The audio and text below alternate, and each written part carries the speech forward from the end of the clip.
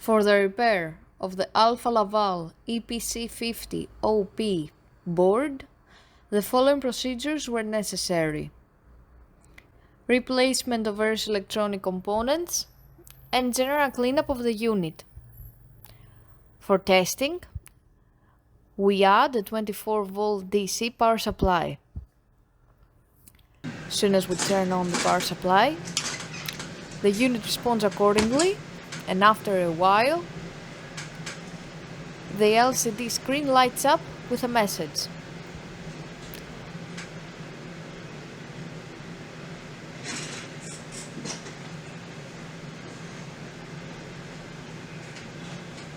The error message is due to lack of additional units, so no further testing is possible.